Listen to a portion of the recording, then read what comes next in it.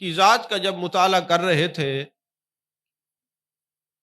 تو میں نے بحیثیت صوفی ان کو پڑھا، اگرچہ میری نظر میں بحیثیت فقیہ بھی ہیں، محدث بھی ہیں، مفسر بھی ہیں، محقق بھی ہیں، مورخ بھی ہیں، امام اعظم کوئی ایک ہستی نہیں، ایک جامعیت کا نام ہے، لیکن بحیثیت صوفی جب میں نے پڑھا تو مجھے جو خصوصیات نظر آئیں آپ کے گوش گزار کرنا چاہتا ہوں۔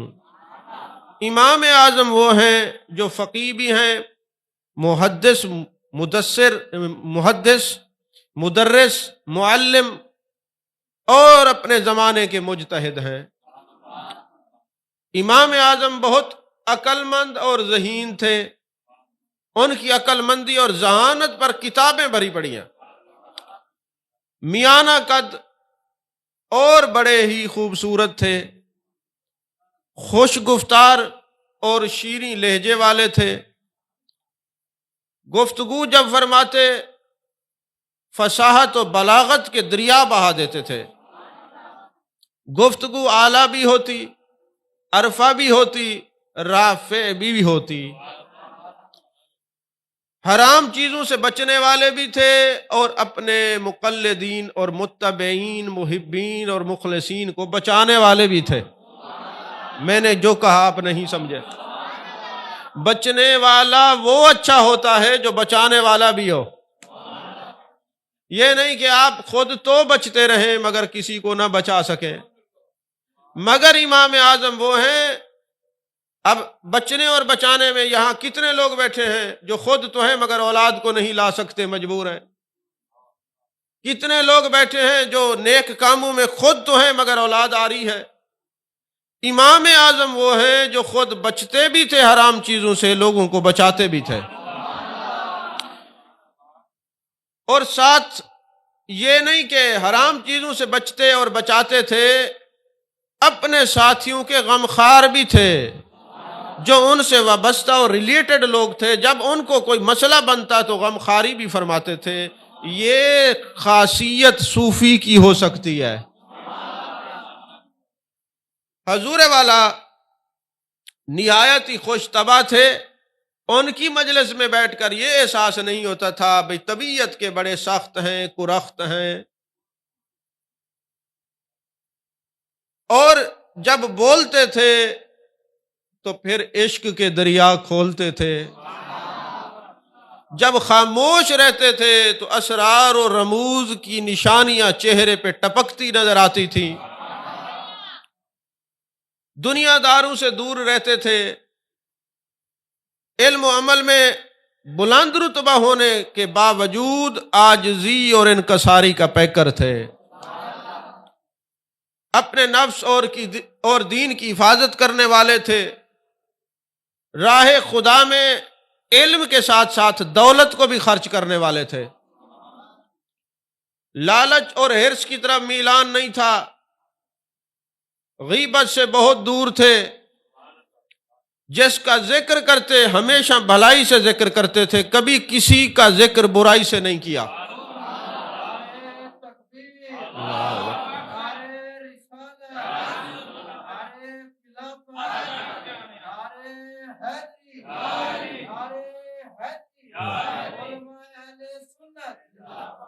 جس کا ذکر کرتے بولیے بھلائی سے کرتے تھے، یہ صوفی ہی کر سکتا ہے، ورنہ جو ہمیں مجالس میسر آتی ہیں وہ سامنے تو حضور حضور ہوتا ہے، جب بندہ اٹھ کے چلا جاتا ہے پھر جو حال ہوتا ہے وہ آپ کے سامنے ہے۔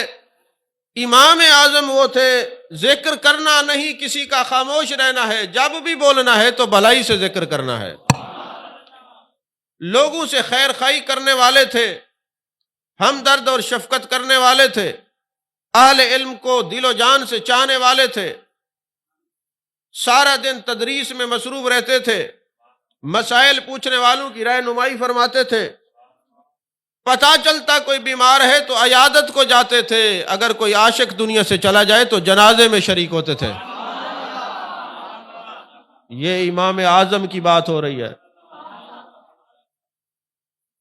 ایک مولانا نے پوسٹ دیکھی نا امام اعظم کی، اس نے مجھے کل فون کیا، حضرت ایک بات تو بتائیں، امام اعظم تو حضور ہیں، آپ نے امام اعظم کانفرنس رکھ دی۔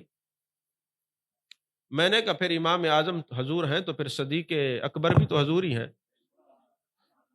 فاروق اعظم بھی تو حضور ہی ہیں، نہیں سمجھ آئی، غنی اعظم بھی تو حضور ہی ہیں، پھر یہ کیسا؟ او اللہ کے بندو، تمہیں یہ پتہ ہونا چاہیے کہ صدیق اکبر صحابہ میں صدیق اکبر ہیں، اور میرے آقا امام اعظم تو ہیں لیکن آپ تو رسول اعظم ہیں، آپ تو پیغمبر اعظم ہیں۔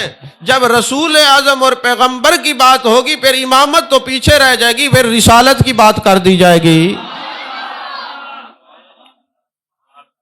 تو حضور والا آپ فقراء اور مساکین کی خدمت کرنے والے تھے، حلیم طبع، رشتہ داروں کی خبرگیری کرنے والے تھے، حاجت روائی کرنے والے، اور پھر اتنے عظیم صوفی، کبھی کسی نے ننگے سر بیٹھے نہیں دیکھا آپ کو، محفل و تنہائی میں اپنے قدموں کو نہیں پھیلاتے تھے۔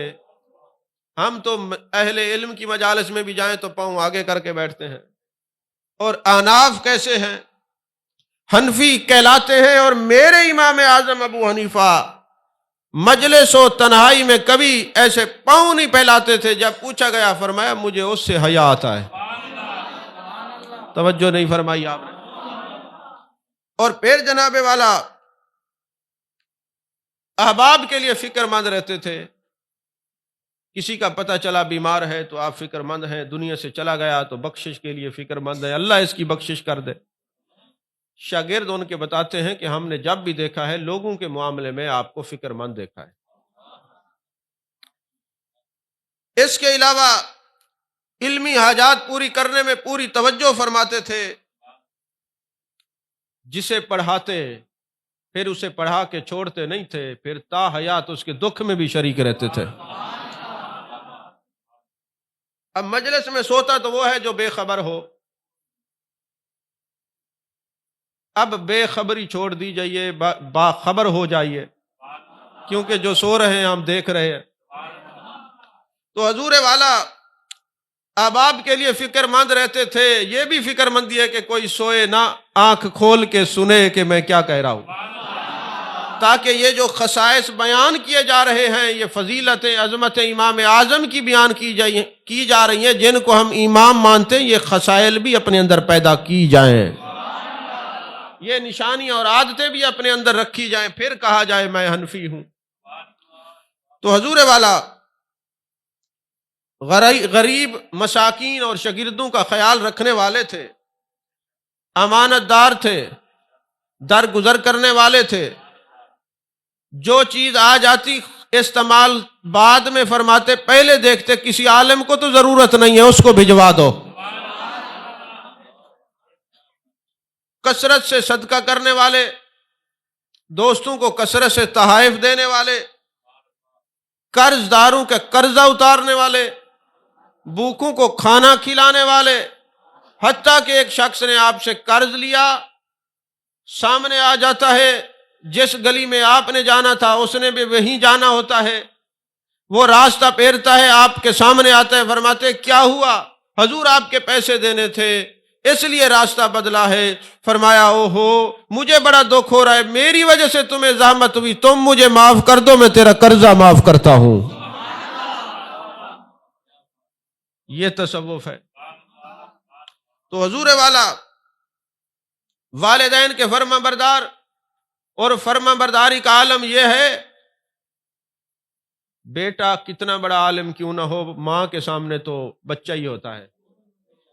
کتنی عزتیں اور شانیں اللہ عطا فرمائے، والدین کے سامنے تو وہی بچہ رہتا ہے۔ آپ کی والدہ ماجدہ ضعیف تھیں، جب وہ دین کا مسئلہ پوچھنا ہوتا تو کہتی اے نعمان مجھے اٹھا کے فلاں مولانا کے پاس لے چلو، میں نے مسئلہ پوچھنا ہے۔ اور وہ علماء جن کو آپ کے سامنے لب کشائی کی جرت نہیں ہوتی تھی، ماں کا دل رکھنے کے لیے ماں کو پشت پہ اٹھاتے اس عالم کے دروازے پہ لے جاتے۔ اور ماں جب سوال کرتی امام اعظم کی اماں، عام کسی عالم کی نہیں، امام اعظم ابو حنیفہ کی اماں کیسی ہوں گی؟ تو جب وہ سوال کرتی، جس عالم سے سوال کرتی جواب نہ آتا، وہ باہر نکلتا اور کہتا حضور جواب بھی خود ہی عطا فرما دے۔ جواب عالم کو بتاتے، وہ عالم آپ کی والدہ کو جواب دیتے، کبھی نہیں کہا اماں میں تیرا بیٹا ہوں، دنیا امام اعظم کہتی ہے، تم مجھے ایک چھوٹے چھوٹے علم رکھنے والوں کے دروازے پہ لے جاتی ہو، لوگ کیا کہیں گے؟ نہیں نہیں، اماں کا دل رکھنا ہے، اماں کا دل رکھوں گا خدا راضی ہو جائے گا۔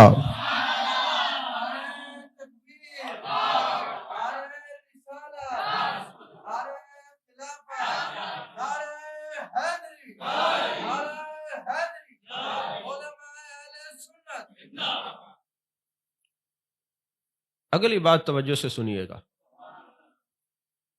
ہر جمعہ کو حنفیوں سنو، تمہارے امام کا طریقہ، ہر جمعے کو 20,000 دراہم ایصال ثواب کرتے اپنے والدین کی روح کو ایصال کرنے کے لیے۔ پھر میں نے کیا کہا، دوبارہ سنیے، 20,000 دراہم خرچ کرتے، صدقہ کرتے اپنے والدین کو ایصال ثواب کرنے کے لیے۔ پتہ چلا ایصال ثواب کو ماننے والے اصلی حنفی ہو سکتے ہیں۔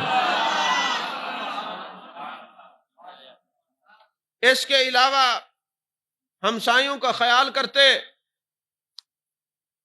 ہمسائے آپ کے ہمیشہ خوشحال رہتے، اساتذہ کرام کا احترام کرتے،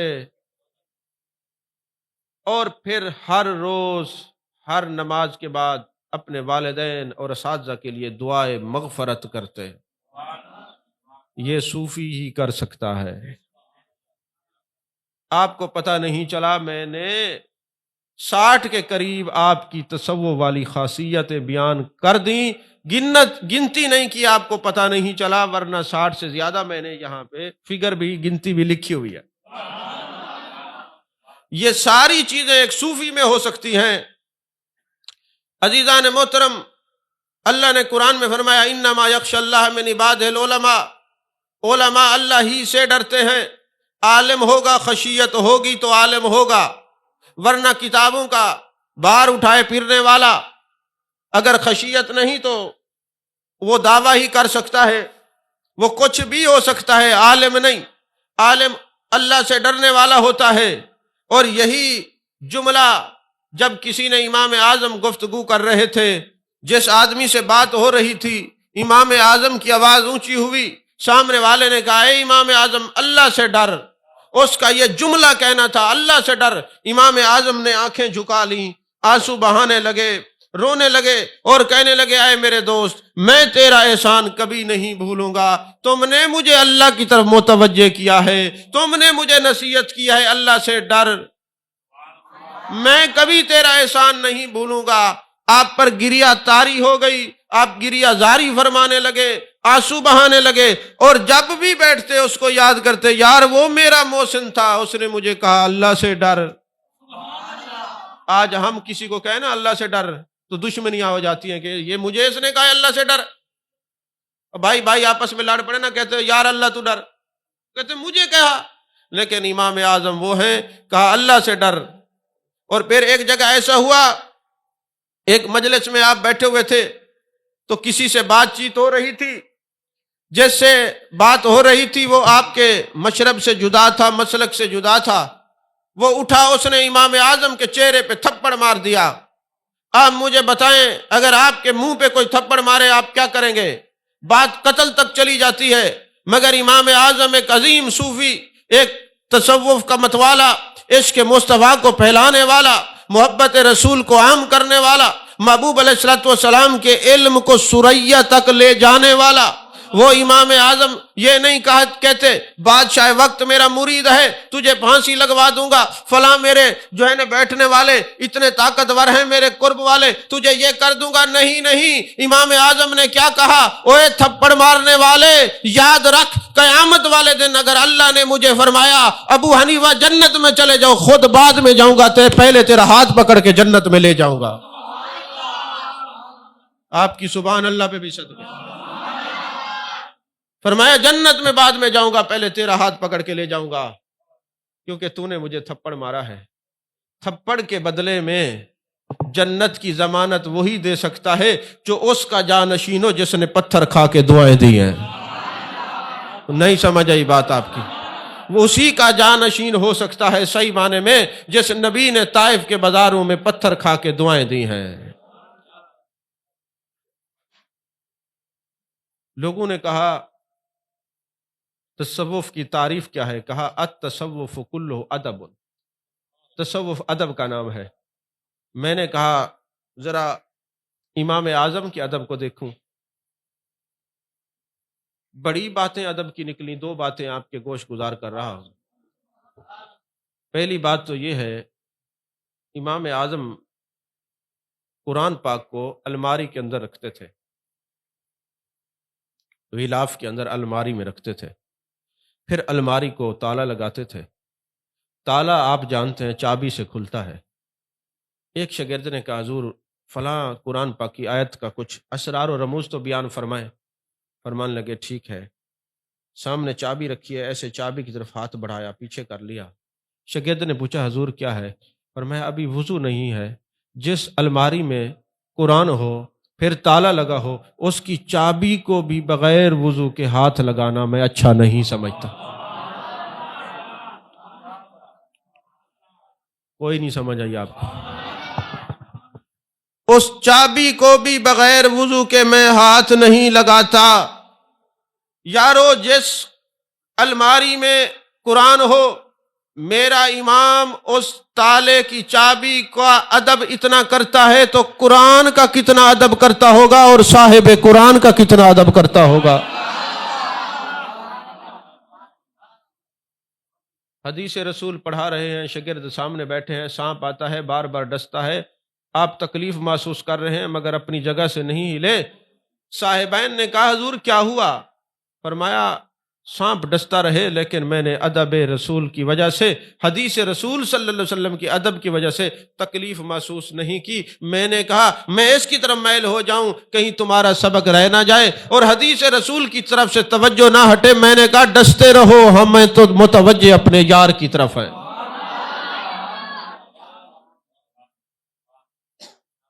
حضور والا امام طحاوی سے کسی نے پوچھا ایک جملہ بولیے امام اعظم کے متعلق، ایک جملہ بولیے، تعریف کیجئے۔ مجھے کوئی کہے نا امام احمد رضا کے بارے میں ایک جملہ بولیے، میں کہتا ہوں عشق و محبت اعلیٰ حضرت کے تو نعرے ہم سب لگاتے ہیں نا۔ اگر مجھے کوئی کہے اعلیٰ حضرت عظیم المرتبت شاہ امام احمد رضا خان فاضل بریلوی علیہ رحمہ کے بارے میں ایک جملے میں بتائیے کہ وہ کیا ہے، میں کہوں گا عشق مصطفیٰ کا دوسرا نام اعلیٰ حضرت ہے۔ محبت رسول صلی اللہ علیہ وسلم کا دوسرا نام اعلیٰ حضرت ہے۔ عشق دیکھنا ہو، محبت دیکھنی ہو تو اعلیٰ حضرت کی تعلیمات کو دیکھو۔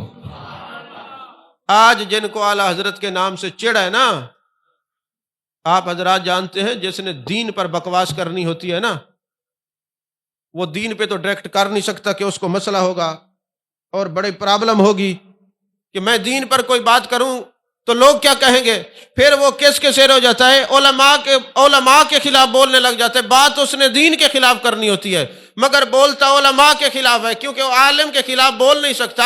جس نے بینک میں ڈکیتی کرنی ہو پہلے وہ چوکیدار کو مارتا ہے، گارڈ کو مارتا ہے۔ پتہ آج کے بعد یاد رکھنا، جو بدبخت دین پر بھونکنے کے بجائے علماء پہ بھونک رہا ہے، بھونکنا دین کو چاہتا ہے، نشانہ عالم کو بنایا ہوا ہے۔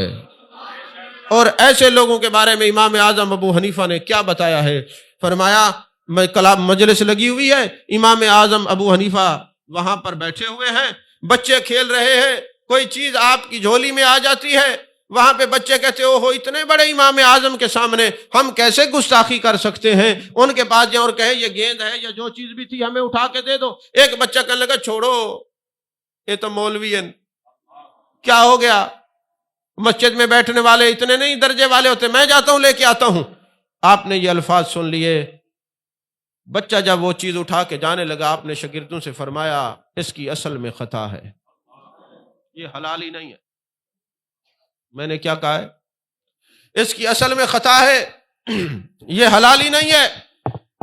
جو حلال ہی ہوتا ہے وہ علماء کا قدر کرنے والا ہوتا ہے، علماء کے خلاف زبان درازی کرنے والا نہیں، یہ حلال ہی نہیں۔ شاگرد کہتے ہیں ہم نے کہا حضرت جلال میں آگے ایسی بات کر دی، اگرچہ جلال میں نہیں آتے، جب ہم نے تحقیق کی تو پتہ چلا خدا کی قسم وہ بغیر نکاح کے پیدا ہوا تھا۔ تو ہم نے کہا امام اعظم آپ کی نگاہ کی وسعت پہ لاکھوں سلام۔ نگاہ کی وسعت کا تو امام اعظم کا عالم یہ ہے، بندہ وضو کر رہے، نوجوان ہے، آپ ساتھ کھڑے ہیں، پانی کو دیکھ رہے ہیں،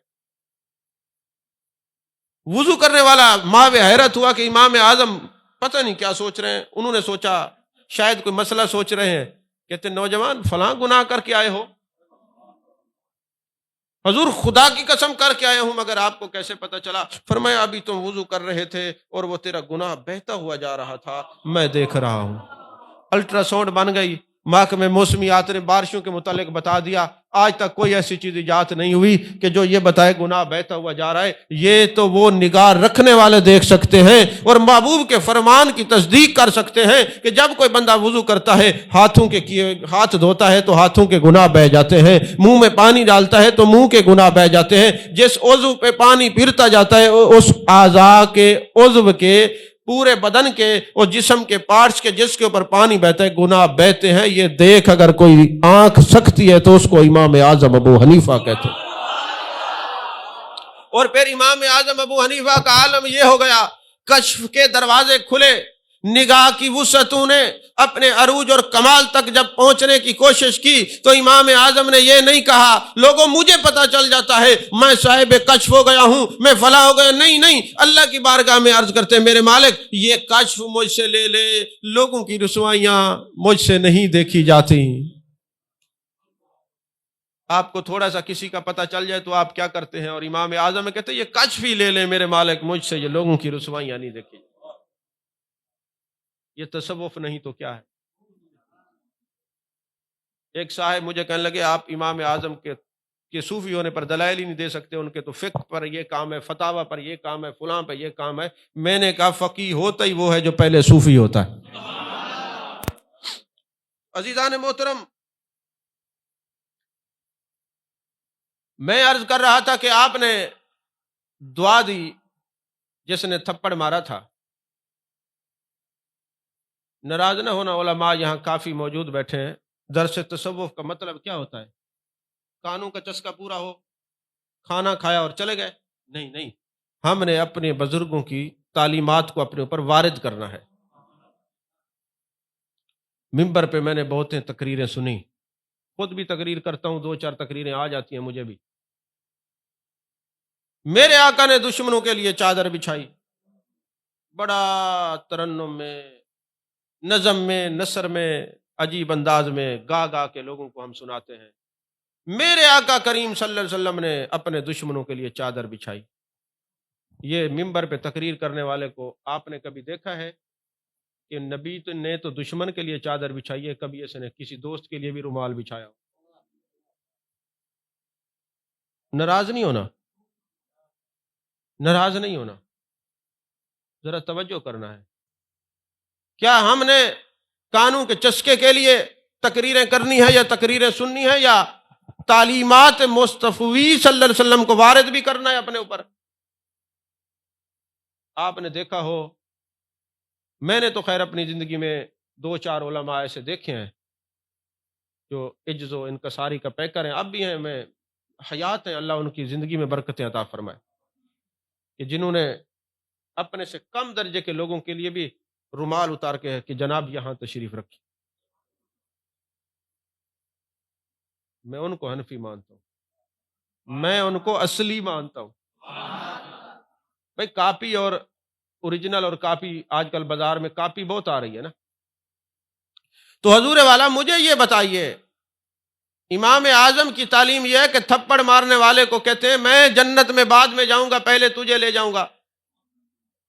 اچھا ایک مرتبہ ایسا ہوا کہ ایک شخص نے نا آپ کے بارے میں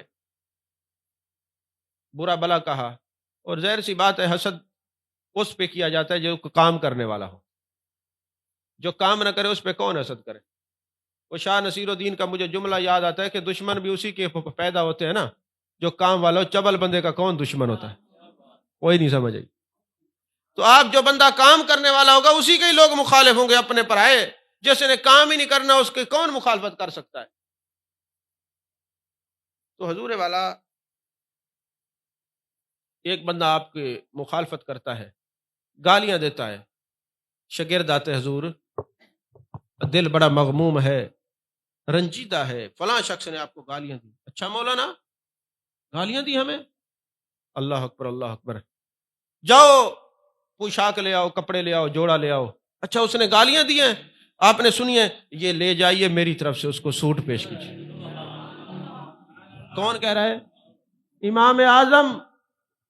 اور ساتھ ہی سوٹ دیتے ہوئے فرمانے لگے بیٹا یہ کام نہیں کرتے، اگر کوئی مجھے پتھر مارے اور مجھ تک نہ پہنچے تو پتھر اٹھا کے میرے سر میں مار کے کہو کہ فلاں نے مارا، یہ کام بھی نہیں کرتے۔ اس کی اصلاح بھی فرما دی، اور پھر تاکہ چغل خوری سے بچ جائے، کیونکہ چغل خور کو قبر میں عذاب ہوتا ہے۔ یہ ادھر ادھر کی باتیں لگانے والے اس مجلس میں بھی بیٹھے ہیں، جی فلاں مولانا نے یہ کہا، فلاں نے یہ کہا، جی بابا جی کو تو کوئی نہیں بلاتا، آپ لوگ کہتے ہیں 6-6 7 تقریریں ہوتی ہیں۔ ایسے چغل خوروں سے بچیے، خود کو بھی بچائیے۔ جب سورج روشن ہوتا ہے تو وہ دھوپ بتا دیتی ہے کہ سورج سورج ہی ہوتا ہے۔ نہیں سمجھ آئی بات آپ کو؟ اصلاح بھی کر دی اور تحفے بھی دے دیے۔ شاگرد بھی ہمارے رحمت اللہ کی طرح کملا تھا، اس نے کہا لوگ باتیں کرتے ہیں حضرت، ہم آپ کو بتاتے ہیں، آ کے آپ کو چاہیے اپنے 2-4 مرید بھیج کے ان کی سروس کرائیں، آپ تحائف بیچتے ہیں۔ امام اعظم نے کیا کہا؟ فرمایا آج اس دور میں کوئی کسی کو کچھ نہیں دیتا، جان کائنات جان عالم مصطفیٰ جان رحمت صلی اللہ علیہ وسلم نے ارشاد فرمایا جو کسی کے لیے برے لفظ بولے گا، برائی کرے گا، غیبت کرے گا، اس کی نیکیاں اس کے پاس چلی جائیں گی، جس کی اس نے برائی کی ہے اس کے گناہ اس کے پاس چلے جائیں گے۔ امام اعظم نے فرمایا ہم یہاں بیٹھے رہتے ہیں، ہمارے گناہ اپنے کھاتے میں لیتا ہے، اپنی نیکیاں ہمارے کھاتے میں ڈالتا ہے، اس سے بڑا میرا محسن کون ہو سکتا ہے؟ اس سے بڑا میرا محسن اور کون ہو سکتا ہے؟ اس دور میں تو کوئی کسی کو بخار نہیں دیتا، وہ نیکیاں دے رہا ہے، اور قیامت والے دن ایک ایک نیکی کے لیے جنت سے رکنا پڑے گا۔ تو یاد رکھیے حنفی بنیے، اور حنفی بننے کے لیے آپ کو یہ جو تعلیمات تصوف بیان کی جا رہی ہیں یہ اس پر عمل کرنا ہوگا۔ پھر آپ کھلے دل سے کہیں بھائی ہم امام اعظم کو ماننے والے ہیں، حنفی ہیں۔ تو حضور والا امام طحاوی سے کسی نے پوچھا تھا ایک جملے میں بتائیے تعریف کیا ہے؟ فرمایا میرے مصطفیٰ کریم صلی اللہ علیہ وسلم کا معجزہ قرآن ہے، اور قرآن کے بعد دوسرا کسی نے معجزہ دیکھنا ہو تو امام اعظم کی ذات ہے۔ اور یہاں ایک اور بات بھی میں آپ کو سر دست عرض کرتا چلوں، یہ جو کتابوں کے اندر خطیبوں نے بیان کیا ہے کہ ابو حنیفہ اس لیے کہ حنیفہ آپ کی بیٹی کا نام تھا، ایسا نہیں ہے، آپ کی بیٹی ہے نہیں، آپ کے ایک بیٹے جن کا نام حضرت حماد ہے۔ حنیفہ عربی میں کہتے ہیں جو دوات قلم اپنے پاس ہر وقت رکھنے والا ہو، تو آپ تو ہر وقت کچھ نہ کچھ لکھتے رہتے تھے، اس لیے آپ کو ابو حنیفہ کہا جاتا ہے۔ جیسے دور قریب کے اندر مولانا غلام رسول سعیدی صاحب رحمۃ اللہ علیہ دنیا سے چلے گئے، ان کی تو شادی نہیں ہوئی تھی، لیکن ان کا نام ہے ابو الوفا۔ لوگ کہتے شاید ان کے بیٹے کا نام ہے وفا، نہیں، علماء نے کہا چونکہ اس نے دین سے وفا کی اس لیے ابو الوفا۔ نہیں سمجھ آئی بات آپ؟ تو حضرت امام اعظم کے بارے میں امام طحاوی جیسا بندہ کہتا ہے کہ قرآن کا، میرے آقا کا جو معجزہ ہے قرآن کے بعد امام اعظم ابو حنیفہ کی ذات بابرکات ہے۔ آپ نے 55 حج کیے، خطبہ کے اندر میں نے والذین یبیتون لربہم سجدا وقیاما آیت تلاوت کی، اس کا مصداق بھی امام اعظم ابو حنیفہ ہیں۔ کعبے میں جا کر آپ 500 اور 1000 مختلف روایات نوافل آپ پڑھتے، اور رات کو قرآن پاک کی تلاوت کرتے۔ ایک دن ہاتف غیبی سے آواز آتی ہے، اے نعمان، تم نے اتنا مجھے راضی کیا ہے، اتنا راضی کیا ہے، اتنا راضی کیا ہے۔ اب میں رات کتب کے اندر یہ بھی دیکھ رہا تھا کہ دیدار خداوندی کتنی بار آپ کو ہوا ہے، چونکہ اس مجلس میں یہ بات کر نہیں سکتا، آپ اہل نہیں ہیں۔ یہاں ایک نیا باب کھڑا ہو جائے گا، یہ فتاوی شامی اور دوسری کتب کے اندر پورے باب ہیں کہ دیدار ممکن ہے، لیکن میں اس طرف آپ کو نہیں لے کے جا رہا، الجھانا نہیں چاہتا۔ تو امام اعظم کو ہاتف غیبی سے آواز کیا آتی ہے، امام اعظم تم نے ہمیں اتنا راضی کیا ہے، قیامت تک جو حنفی ہوگا وہ جنتی ہوگا۔ دیکھو بزرگوں کی محنت۔ اچھا، اتنا عبادت کرنے کے باوجود دانا بہلول کی بارگاہ میں چلے جاتے ہیں، وہ صوفی ہے۔ شاگردوں نے کہا آپ اتنے بڑے عالم ہو کر ایک مجذوب کے پاس اور ایک اللہ والے کے پاس جا کے بیٹھتے ہیں، وجہ کیا ہے؟ فرمایا ہم قرآن کا علم زیادہ جانتے ہیں، یہ قرآن والے کا علم زیادہ جانتا ہے۔ تو جب امام اعظم کو کسی ولی کی صحبت کی ضرورت ہے، تجھے اور مجھے تو بہت زیادہ ہی ضرورت ہے اور بہت زیادہ ضروری ہے۔ ایک شخص کہتا ہے میں جا کے دیکھوں امام اعظم کے راتیں کیسی گزرتی ہیں، دن کیسے گزرتے ہیں۔ کہتے میں ایک مسجد میں جہاں آپ تشریف فرما تھے، اللہ اللہ کر رہے تھے، تو ایک کونے میں جا کے چھپ گیا کہ دیکھوں تو صحیح یہ ساری رات کیسے گزارتے ہیں۔ فرماتے ہیں میں بیٹھ گیا، رات کا وقت ہوا، امام اعظم اٹھے اور مصلی پہ کھڑے ہو گئے اور زار و قطار رونے لگ گئے۔ مجھے لگتا تھا جس مکان میں مسجد میں کھڑے ہیں، مسجد کے در و دیوار بھی ان کا ساتھ دے رہے ہیں۔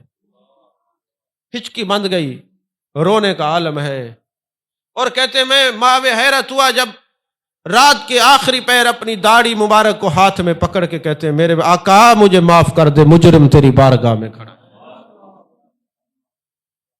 یہ جگرتیں، یہ شب بیداریاں، یہ گریہ زاریاں عشق والوں کے حصے میں آتی ہیں۔ جنہوں نے ہجر و فراق کی منازل کو دیکھا ہوگا، ہجر و وصال کی لذتوں کو چکھا ہوگا، ان سے پوچھئے کہ آنسو بہانے میں کتنا لذت ہے۔ یہ آنسو کیوں بہتے ہیں؟ کبھی آپ نے غور کیا آنسو کیوں بہتے ہیں؟ تصوف والوں سے، عشق والوں سے پوچھئے۔ صوفی جب کلام کرتا ہے نا تو وہ دل پہ نظر رکھتا ہے، عارف جب کلام کرتا ہے وہ دل پر نظر رکھتا ہے۔ ایک صوفی کہتا ہے، صوفی بھی عام نہیں ہے، روم کے رہنے والا ہے، کونیا میں جلوہ گری ہے، جس کی مزار کو دیکھ کے کیفیت طاری ہو جاتی ہے۔ کہتے ہیں میں نے غور کیا کہ یہ آنکھیں چھپر کی مانند کیوں ہیں، یہ آپ کی آنکھوں کے پپوٹے، یہ اوپر سے یہ چھپر ہے، آپ دیکھتے ہیں۔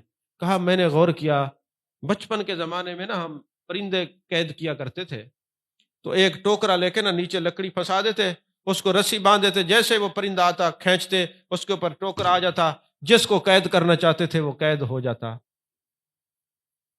تو کہا ان آنکھوں میں بھی یار کو قید کرنا ہے تو پھر آنسو کا دانہ ڈالو، پھر یار آئے گا، آنکھیں بند کر لو اور کہو مثل پتلی کی آنکھوں میں بٹھاؤں تجھ کو، نہ کسی اور کو دیکھوں نہ دکھاؤں تجھ کو۔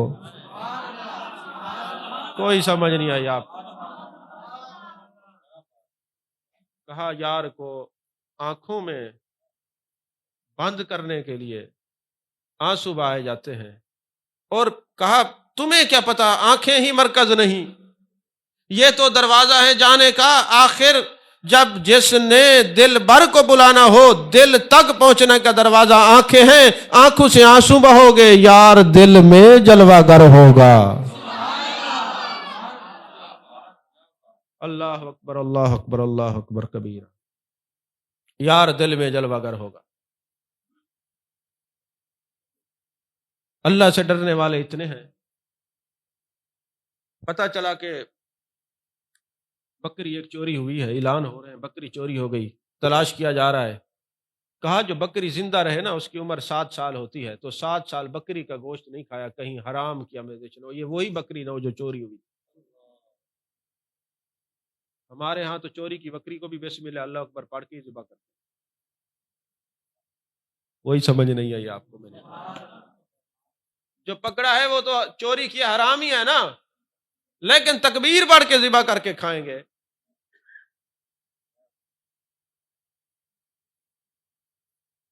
امام شارانی نے ایک بڑی خوبصورت بات لکھی، تقریر آخری سانسوں پر ہے، وقت ساتھ نہیں دے رہا، کہنا بہت چاہتا ہوں، یہ کیمرے بولنے نہیں دے رہے آج مجھے، ورنہ کیفیت اور ہے۔ آج لگتا ہے امام اعظم کی نظر ادھر ہی ہے، اور مجھے کئی بار آپ کی مزار مقدسہ پہ جانے کا شرف، ابھی تھوڑا ہی دن ہوئے ہیں ہو کے آئے ہیں، جو ان کی مزار پہ کیفیت تاری ہوئی تھی آج وہی ہو رہی ہے۔ فرماتے ہیں امام اعظم کا جب وصال کا وقت آیا نا، تو کچھ دن پہلے آپ نے ایک بات کی، آپ نے لوگوں سے ملنا آپ نے کم کر دیا، اللہ کی طرف متوجہ رہتے تھے، ہر وقت عبادت کرتے، اللہ کی طرف متوجہ رہتے۔ تو کسی نے پوچھا حضور وجہ کیا ہے، آپ اس عالم میں چلے گئے کہ آپ کسی کو دیکھتے نہیں، کسی کی طرف توجہ نہیں کرتے؟ آپ نے فرمایا میں 50 سال لوگوں کا ہم نشین رہا ہوں۔ کتنے سال؟ 50 سال میں لوگوں کا ہم نشین رہا ہوں، مجھے 50 سال میں ایک شخص بھی ایسا نہیں ملا جس نے میری لغزش کو معاف کیا ہو۔ میں اس کو یوں بات کو کھولتا ہوں، کوئی شیخ الحدیث ہو، بہت بڑا عالم ہو، کتنا بڑا عالم کیوں نہ ہو، اگر وہ کبھی بھول کے بایاں جوتی پہن لے آپ تو معاف نہیں کرتے، فوراً کہتے ہیں جو ولی وہ ہوتا ہے جو سنتوں کا پابند ہو، اس نے پہلے یہ جوتی پہن لی۔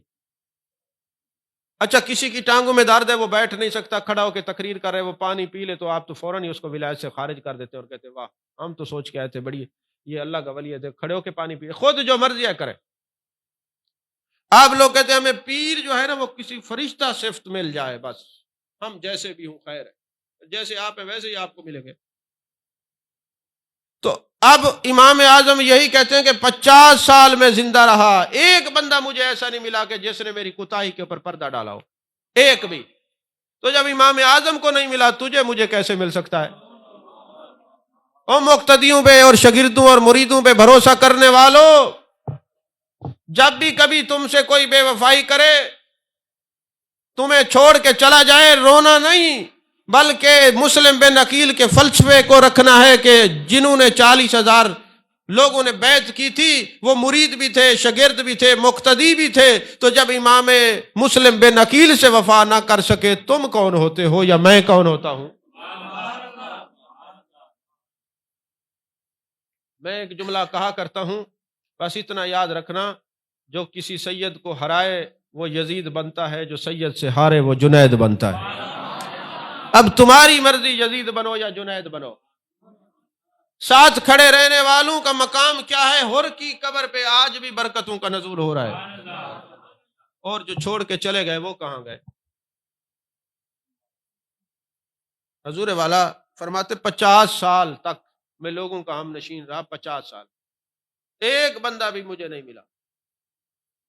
امام اعظم کہہ رہے ایک بندہ جو میری کوتاہی کو معاف فرما دے، ایک بھی نہیں، اور مجھے ایک بندہ بھی ایسا نہیں ملا جس سے میں نے لا تعلقی کی ہو اور وہ میری طرف لوٹ کے آیا ہو۔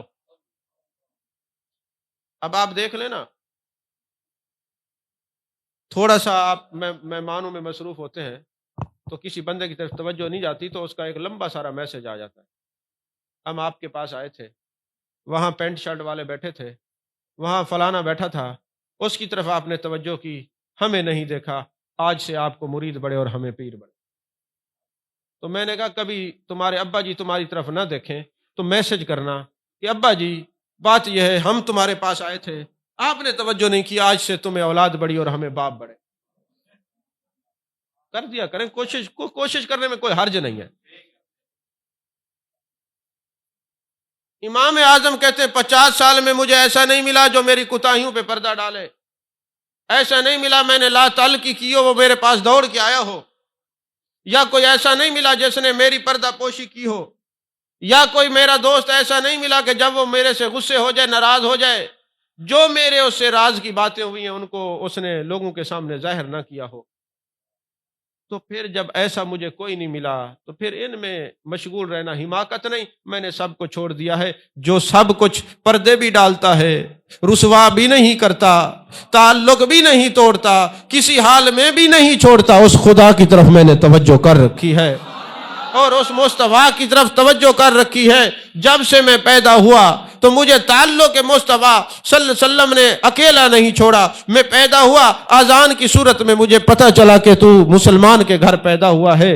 میں تعلیمات مصطفی میں رہتا رہا، عشق مصطفیٰ میں گم ہوتا رہا، کبھی والضحیٰ کے چہرے کی باتیں کرتا رہا، کبھی واللیل کی زلفوں کی باتیں کرتا رہا، کبھی ما زغ البصر وما طغیٰ کے کاجل والی آنکھوں کا ذکر کرتا رہا، کبھی علم نشرہ کے سینے کا ذکر کرتا رہا، کبھی ید اللہ والے ہاتھوں کا ذکر کرتا رہا۔ جب میں نے ساری زندگی اس با وفا نبی کا ذکر کیا تو جب میں قبر میں پہنچا، میرے ابا جی بہر تھے، میرے بھائی بہر تھے، رشتہ دار بہر تھے، عزیز و اقربا بہر تھے۔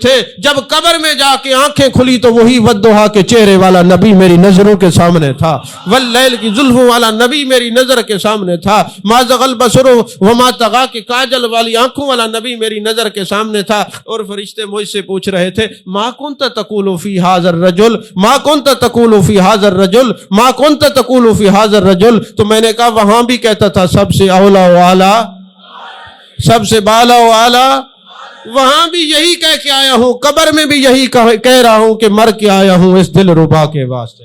تو کہا جو وفادار ہیں پھر ہم نے انہی کی طرف توجہ کر دی۔ یارو جب لوگوں کو ہم نے دیکھ لیا ہے اور جو وفا کرنے والے ہیں اب ان کی وفا میں گم ہو کر رب رسول کی طرف توجہ کرنے کا نام تصوف ہے۔ اللہ اور اس کے رسول صلی اللہ علیہ وسلم کی طرف توجہ کرنے کا نام تصوف ہے۔ تقریر ختم ہو گئی ہے، وقت بھی